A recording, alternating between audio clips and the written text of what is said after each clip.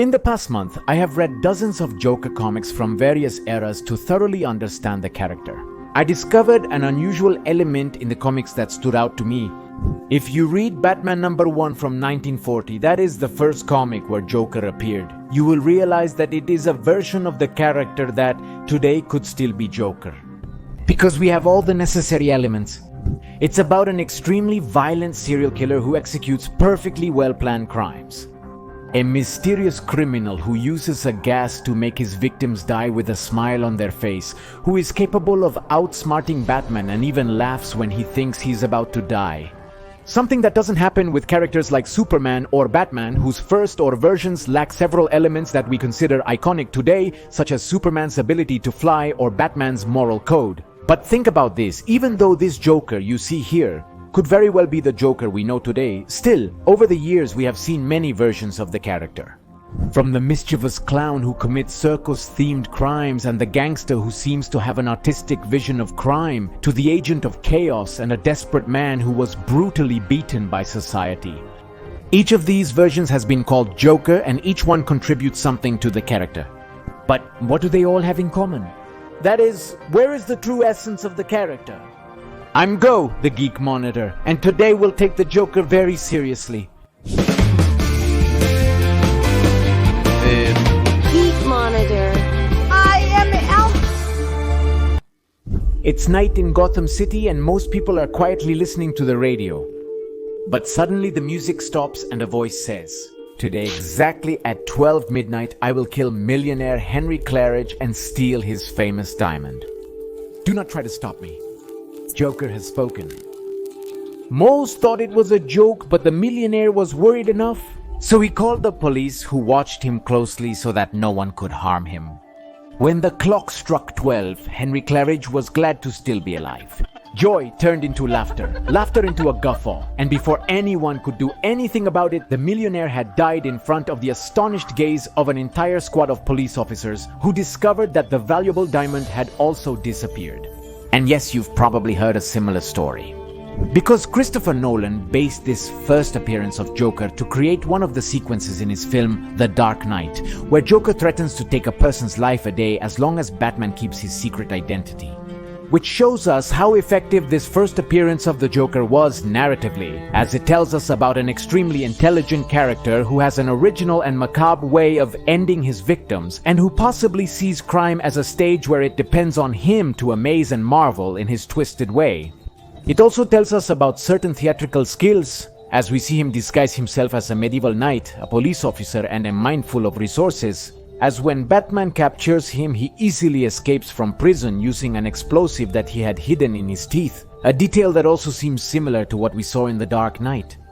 At the end of this comic, after a heated fight against Batman, Joker accidentally hurts himself and laughs thinking he is about to die. And that was the original plan of the story, that Joker was a dangerous killer that we would never see again.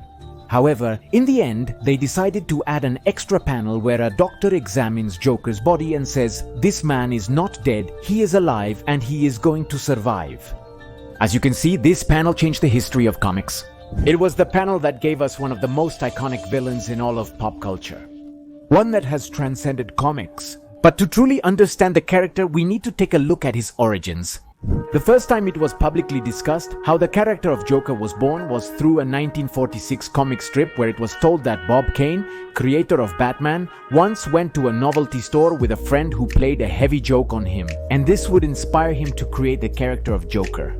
However, this story is a big lie. To begin with, because the creation of Batman itself was the product of the collaboration between Bob Kane and writer Bill Finger, who added many of the details we know today. The case of Joker was similar. It was the product of several minds collaborating as a team. According to comic historian Daniel Wallace in his book about Joker, Bob Kane's assistant, another legendary artist named Jerry Robinson, brought a poker card to the studio to inspire the team to create a new villain for Batman. And it could have stayed there as a Joker or court jester type villain. But Bill Finger had another idea. The card made him remember the character of Wimbley, played by actor Conrad Bate in the movie The Man Who Laughs from 1928. This tormented character who is condemned to smile permanently due to a deformation represents this duality that can exist between a smile and the internal emotional reality. A theme that we have seen throughout the history of Joker, not only in the way he eliminates his victims, but through the origin story of the different versions of the character. If you notice, all of this tells us about a very dark origin, even though the comics of those times were directed towards children. That's why shortly after, the editors decided to tone down the violent and homicidal nature of the character. And during the so-called Silver Age, Joker began to be involved in more innocent crimes, suitable for all audiences, something that we could also see in other media through Cesar Romero's Joker and the version of Batman the Brave, which also retains the iconic design of the cartoonist Dick Sprang. Even in these times, we find hidden gems. When we talk about the origin story of Joker, we usually think of Alan Moore's Killing Joke. But few know that this comic is based on a previous origin of the character, one that was written almost 40 years earlier. Batman goes to Gotham City University as a guest professor to teach criminology and tests his students with several cases they have to solve. When the students show what they are capable of, Batman tells them about the case that even he couldn't solve. It's about a case involving a criminal named Red Hood who he could never catch because he escaped by jumping into a vat of chemicals and never reappeared. But after Batman told this story, Red Hood attacked again. At the end of the comic, Batman and Robin finally managed to solve the case and realized that Red Hood was a lab employee who decided to rob the company, and upon falling into that vat of chemicals ended up deforming his face, giving birth to the Joker. An origin that we have seen replicated over and over again thanks to The Killing Joke, but it was this comic that laid the premise of the Joker's origin, one that had not been explored. Rather than rewriting Batman's origin, Killing Joke added depth and context to the simple situations presented in the original comic, which was typical for the era. Not only that, but Killing Joke did something that I think is brilliant, which is the fact of giving the character an ambiguous origin story, where Joker works as a kind of unreliable narrator, since he himself mentions in the comic that sometimes he remembers the facts in one way and sometimes in another, mentioning that if he must have an origin story, he prefers one that is multiple choice. And this is one of the most interesting points of the character, which works better when we don't exactly know who Joker is. There have been other comics like Three Jokers or the short story written by Jeff Jones for the anthology The Joker the World, where they intend to expand the story told in Killing Joke.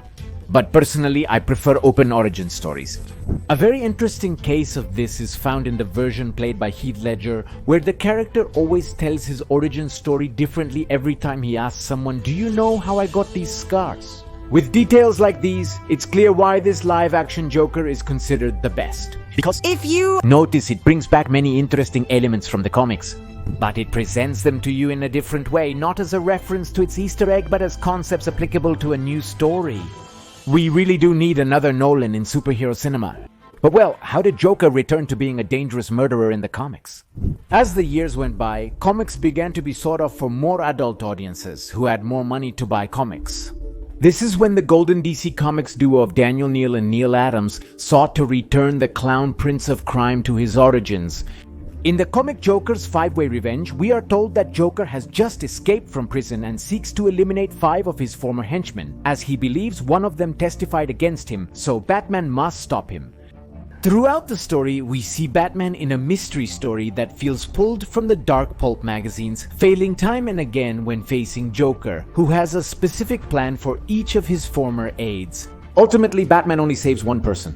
Not only that, but Joker has the opportunity to finish off the Dark Knight once and for all, but he decides not to do it because he feels it was a stroke of luck and he doesn't want his eternal rivalry with Batman to end this way. In this comic then, they talk not only about how dangerous Joker can be, but they also explore a theme that has become recurrent, the codependency between Joker and Batman. Joker can't believe that this clumsy and fragile character they call Sid the Squid has really eliminated Batman, so he decides to commit a robbery to see if the Dark Knight shows up to stop him. Seeing that no one comes, he asks Harley to return the stolen jewels because without Batman, crime has no punchline. This is an example of how Joker seems to need Batman to exist. Other comics like Frank Miller's The Dark Knight Returns tell us that Joker was catatonic for years after Batman retired. And there's even another comic called Going Sane where Joker becomes a sane person who even genuinely falls in love with a young woman when he thought he had eliminated the Dark Knight. But Batman's return makes the outcome inevitable. Joker is dragged back into his madness as if he were trapped in a fate from which he is unable to escape. This symbiotic relationship between them seems to be a way to maintain balance in the universe where Joker is the unstoppable force that constantly clashes against the moral and immovable object that is Batman, who within him also knows that he is destined to perform this macabre dance forever. Even Alan Moore, in his comic Joke, describes this relationship as an eternal bond, a constant struggle that will not end until one of the two falls. Which is very difficult because, as Joker himself said, you can't kill me without becoming me. I can't kill you without losing the only human being who can keep up with me. As we've discussed, Killing Joke introduced many intriguing concepts around the Joker character in the 1980s. In The Dark Knight Returns, for example, when Batman returns and Joker comes out of his catatonic state, we see him as a master manipulator who is able to influence public opinion and make people believe that he is simply a victim of Batman as a social phenomenon. Because something that is proposed in this comic is that the existence of Batman is like a challenge that attracts all these villains and social misfits. However, even though Joker is indeed manipulating the public, the comic also tells us that the only reason Joker continues to exist is because Batman does too, which leaves the question open. In contrast, Alan Moore's Killing Joke suggests that Batman and Joker are dark reflections of one another, who are united in a way by having lived a bad day that changed their lives forever. In the first instance, I can say that that bad day had a completely different effect on each of them. Because Bruce Wayne dedicated himself to training disciplinedly for years to eradicate crime from Gotham City, while Joker unleashed all the hatred and resentment he had in the city. But beyond the differences, Killing Joker is a comic that talks about the similarities between these two characters. Especially when we start to think that a completely sane person would not go out dressed as a bat to fight crime. Which tells us that while Joker represents unleashed madness, Batman can be seen as a paladin of contained madness. That's why at the end of the comic, Joker tells a joke about two mentally ill people who are unable to leave an asylum, and Batman laughs when he realizes that the joke represents both of them. This premise was revisited just a year later in Grant Morrison's Arkham Asylum comic, where Arkham Asylum itself seems to claim Batman as one of its own. Here we are also told that Joker has a kind of super sanity that adapts to modernity through various personalities. Which would explain why sometimes he's a more or less harmless clown, at other times a murderer, and why we have all these versions that, despite being diverse, are valid for the character. Something very interesting about Joker is that we have seen many highly acclaimed versions of him in cinema and television, and each one brings a particular focus to the character. And sometimes the versions are even deeper than we usually think. Many believe Jack Nicholson's Joker portrays the character's gangster aspect, but if you pay attention, you'll see that this Joker seems to be talking about an artistic discourse. Observe this scene where he vandalizes several paintings. If you notice, he only ruins those that have a more realistic style, Baroque paintings, Greek busts, and even mocks a sculpture that refers to classical dance, but leaves this one intact, called Figure with Meat by the painter Francis Bacon, who was characterized by representing human figures that give a sense of violence and tension. We usually see this scene as a joke, but let's go there. Throughout the movie, we see him interested in Vicky Bale's war photographs, and he contaminates personal hygiene and aesthetic products and drops $20 million on the streets just to gas Gotham City. Each of these crimes at first seems like a random act of violence, but I feel they make an important statement. It's as if Joker wanted to give a speech about the concept of aesthetics in art, personally, and to test greed and human nature. And this use of crime as a method to deliver a message is something we also saw in Heath Ledger's Joker, since this version does not seek wealth or power, but its only goal was to sow chaos and show us that order is just an illusion to which we cling. Which takes both Batman and other criminals by surprise, as none of them can understand how the mind of someone who does not seek the same as others works. A violent and dangerous character whose clothes and makeup seem to despise social norms and who is capable of burning all the money he has just earned because it's not about money, it's about sending a message. His unpredictability and irrationality make him a very dangerous and constant threat, like a ticking time bomb that could explode at any moment. Unfortunately, there will always be versions that do not live up to the character, and in this case, in my opinion, it is Jared Leto's Joker. I vividly recall the day I first saw Jared Leto's official image as Joker. I thought it was a joke, concept art, or fan-made because it was far from my perception of the character. However, official sources soon confirmed my fears that this would be the Joker in the Suicide Squad movie. I remember that at first the internet hated it, but do you know what's the most impressive thing? That the quality of the trailers made us feel confident about this project, and little by little a large part of the public, myself included, even felt excited to see this Joker. Unfortunately, when the film premiered, everything fell apart. Not only did the story leave much to be desired, but I never really understood the concept of this tattooed Joker, who could basically be any other criminal because he seems more obsessed with his relationship with Harley and his criminal status than with the fact of delivering a message. He laughed occasionally and was a criminal who fought Batman falling into a vat of chemicals. However, I feel his Joker lacks a discourse, which doesn't make him less of a Joker. I feel him more like a stylized and edgy caricature than the definitive nemesis of the Dark Knight. One of the most iconic adaptations that successfully combines classic and modern elements is the version seen in Batman, the animated series. Before continuing the analysis, I want to mention that we're investing significant effort into our Instagram content. On that platform, I post 3-4 weekly videos not shared here, covering topics like Wicked and Breaking Bad last week, plus some really awesome infographics. Everything's free. I'll upload an infographic with the best Joker stories. Please follow me there after the video to help me out. This version is a perfect balance between classic humor and the macabre, between the innocent madness of yesteryear's comics and the deadly threat that Joker represents in some of his darker comics. It's a Joker who can tell jokes in one scene and commit violent crimes in the next, and throughout the chapters also tells us about this codependent relationship he has with Batman. But my favorite episode of this series is Joker's Favor, where a driver insults Joker without realizing it's him, and Joker forgives him on the condition that he does him a favor later. So this person lived for 2 years waiting for Joker to collect his part of the deal.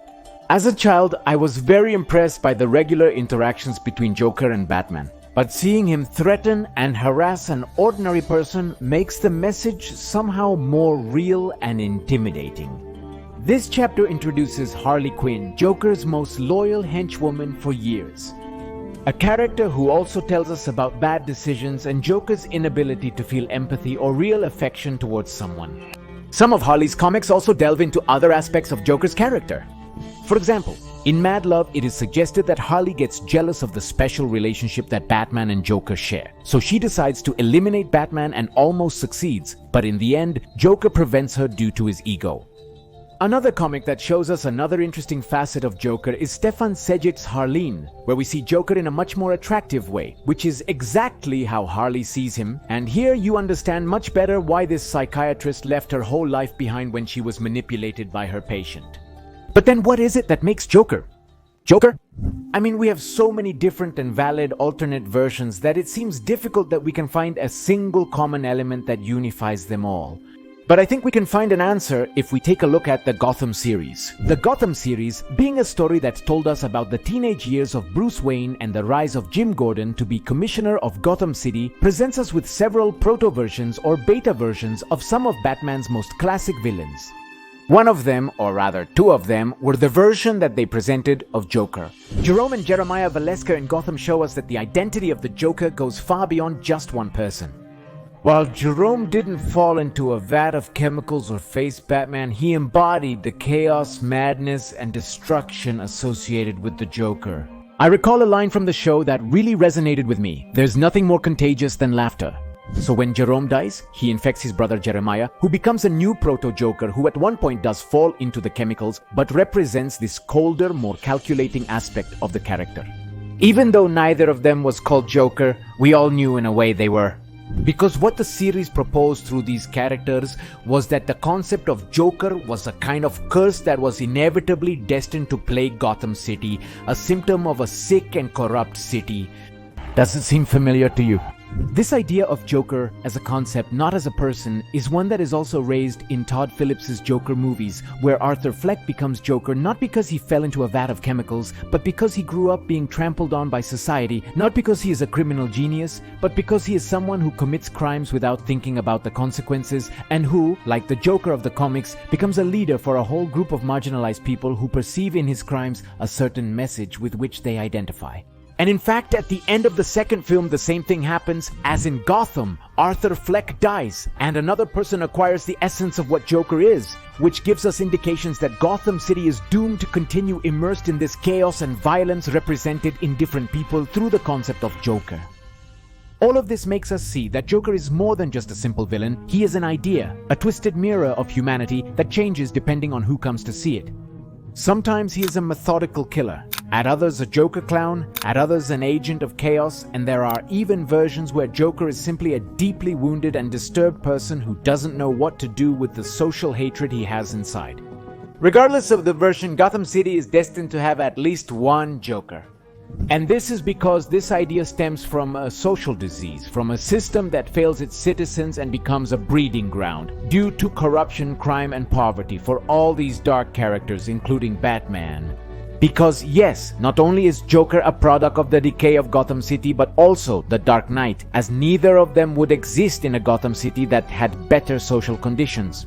However, the character is extremely interesting to read, not only for his grand plans and lack of empathy, but because Joker, through his victims and some versions of himself, reminds us that laughter can hide pain, that order can be a fragile illusion, and that madness is not always an absence of logic, but perhaps can also be seen as a different perspective of the truth. Thus, having no origin design or specific person behind the name, Joker's greatest ability is his capacity to transcend eras, reinvent himself, and above all speak to us, through his fictional crimes, about completely real social problems. Don't leave yet. Follow me on Instagram for more content and check out my other Batman villain analyses. Until next time, I'm Go the Geek Monitor. Keep looking beyond the obvious.